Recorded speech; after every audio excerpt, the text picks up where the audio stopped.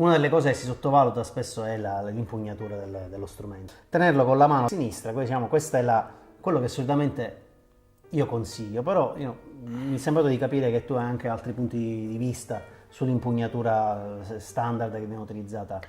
Sono punti di vista di osservazione, ma che incidono anche sul suono. Mi viene da suggerire le impugnature degli armonicisti più famosi, a partire da Default Valley, con questa impostazione di mano, che lascia un suono più aperto.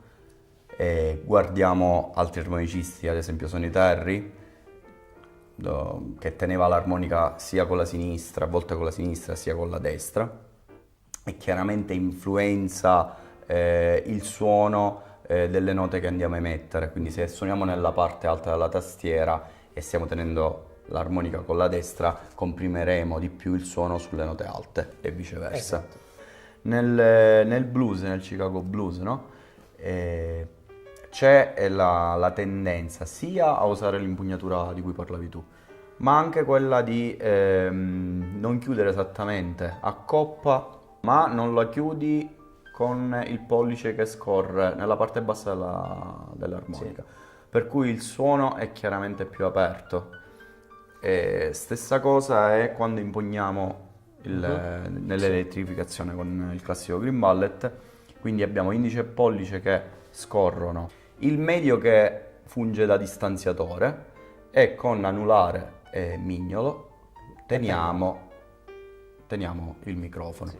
Quindi per lo stesso principio possiamo utilizzare quest'altro tipo di impugnatura dove non andiamo a chiudere e il suono tendenzialmente sarà più aperto perché rimane uno spazio aperto, quindi non vai a comprimere.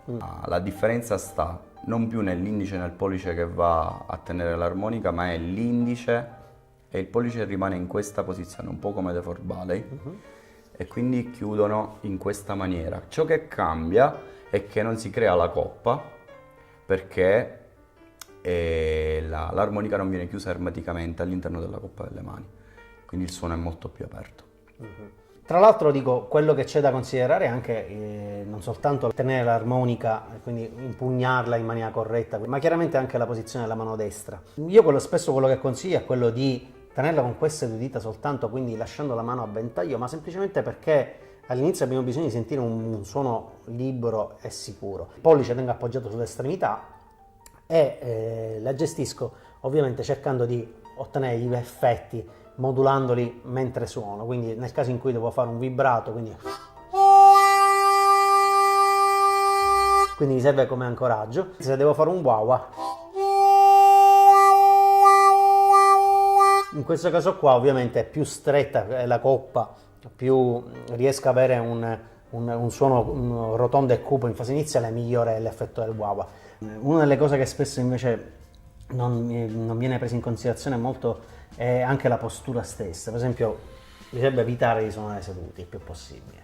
Bisogna cercare sempre di suonare all'impiedi e comunque tenere la schiena il più possibile dritta, quindi evitare di appoggiarsi sulle spalle. Gli armonicisti spesso sono sempre curvati in avanti, hanno le spalle curvate in avanti, hanno un atteggiamento che comunque magari non è positivo sul palco, ne perde anche la qualità del suono e la timbrica.